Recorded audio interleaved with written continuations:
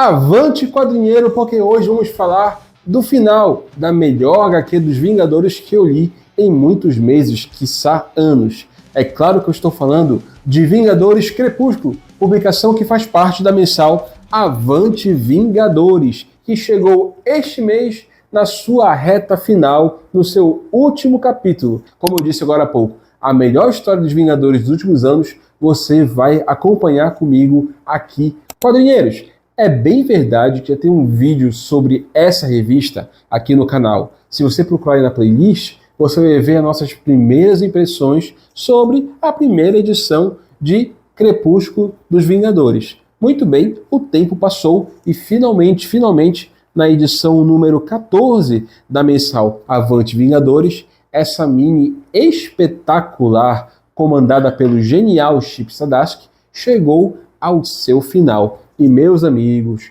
quadrinheiros, que revista, que quadrinho bom de ler, leitura fluida, aquele tipo de leitura que faz você ficar um mês inteiro esperando para acompanhar a edição seguinte. Então, a despeito do primeiro vídeo que nós gravamos aqui, que cobre a primeira edição, eu vou gravar um videozão geral, tá? Mas não vai ser um vídeo de contação de história, até porque esse tipo de vídeo dessa edição em especial, dessa HQ em especial, tem muito aqui pelo YouTube e você vai achar gente que conta até melhor do que eu. Essa HQ aqui se passa no futuro alternativo da Marvel, e diferente dos outros futuros alternativos, por exemplo, de Dias de Futuro Esquecido, ou até mesmo a fase do saudoso Peter David à frente do Hulk, onde nos deparamos com o Hulk maestro, ou até mesmo com a Era de Ultron dos quadrinhos, esses três futuros que eu citei agora há pouco, mostram um futuro distorcido, um futuro onde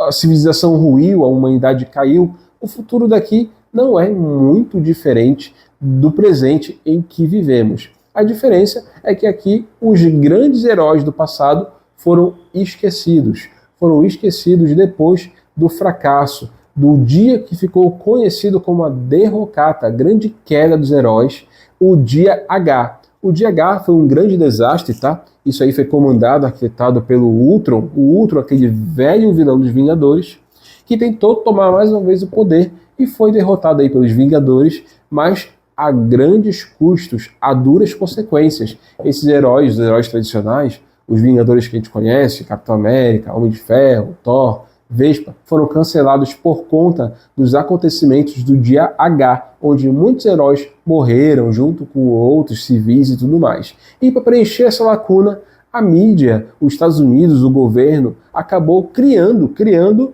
novos Vingadores. Então, assim, a substituição de heróis que carregavam toda aquela moralidade, os atos heróicos do passado, a substituição dessa galera em decorrência de heróis mais maneiros, heróis mais transados, isso aí lembra muito o plot do Reino do Amanhã, HQ que justamente aposenta o Superman, o Batman, e heróis novos na figura do Magog acabam sendo mais sutis, acabam sendo mais palatáveis para o grande público, justamente por conta das suas ações autoritárias. E falando em ações autoritárias, nós vemos aqui o governo tomando conta, substituindo esses super-heróis tradicionais por uma espécie de governo extremamente autoritário mesmo, fascista mesmo, que comanda toda a população. Para vocês terem uma ideia, portar um celular e filmar coisas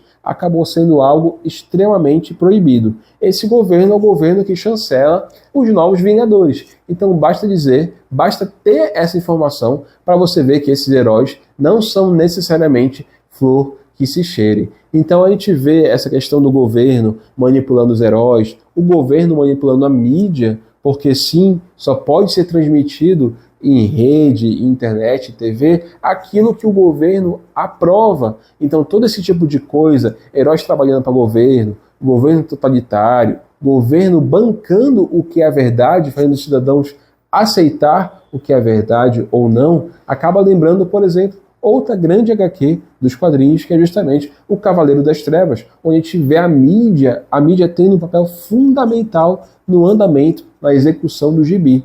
E indo mais a fundo, é impossível não ver esse governo autoritário que é apresentado aqui e não lembrar do clássico 1984 do George Orwell, a questão do Big Brother, a questão de você estar sempre sendo observado, uma espécie de show de Truman, né? Uma espécie de Ministério da Verdade, onde o governo vai chancelar o que é verdadeiro ou não.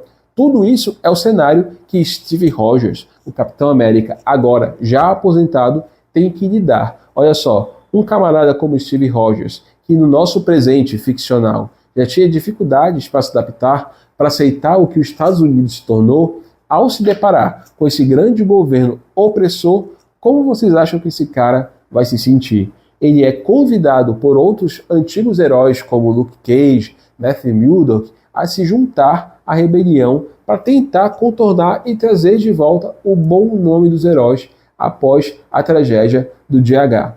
Gente, assim, é política, é thriller, é espionagem. Essa HQ ela é muito mais do que uma simples revistinha de hominhos trajando trajes coloridos. Essa HQ justamente tenta resgatar o que havia de ouro, o que havia de esperança no heroísmo e adaptar para os dias atuais. O que é bem interessante é que, como nós estamos dando muito foco aqui no até então ficcional governo dos Estados Unidos, é impossível não traçar fortes paralelos, porque aqui você vê o governo se submetendo a grandes empresas de tecnologia. A Stark, a empresa do Tony Stark, acaba sendo a principal mandatária do que o governo faz ou não faz. A gente vê aí, por exemplo, sem querer causar grandes polêmicas, o atual governo dos Estados Unidos se aliando com essas startups e tudo mais, com essas grandes big techs, acaba sendo impossível não traçar esse paralelo, né? A gente sabe que a Marvel se baseia muito no que acontece no mundo real e adapta para os quadrinhos. Então, aqui você vai ter um roteiro muito bem escrito, muito bem amarrado, porque convenhamos, para conseguir amarrar, para conseguir gerir toda essa temática pós-apocalíptica, de informação, tecnologia, e ainda assim fazer parecer uma história que se passa dentro do universo Marvel, tem que ser um roteirista muito competente e de mão cheia. Aqui se encaixa perfeitamente a figura do querido Chip Zdarsky. E acompanhando esse roteirista de mão cheia, temos que ter também um desenhista que dê conta do recado e que mostre toda a crueldade da realidade. Aí entra o nosso Daniel Acuna, formando uma dupla que seria muito bom de se ver na revista, na mensal regular dos Vingadores. Fica aí a dica para Marvel. Então, fica aí esse questionamento. Qual é o valor de um herói? Qual é o valor de um herói do passado? Será que o mundo realmente precisa de Vingadores? Ou ele pode se render às maquinações da Big Tech, do governo, dizendo o que é verdade e o que é a liberdade? Essa questão de verdade e liberdade, a questão de tentar reescrever a história, um spoiler pequenininho, por exemplo, nós temos um documentário aqui mostrando que o Caveira Vermelha não foi um cara tão ruim assim.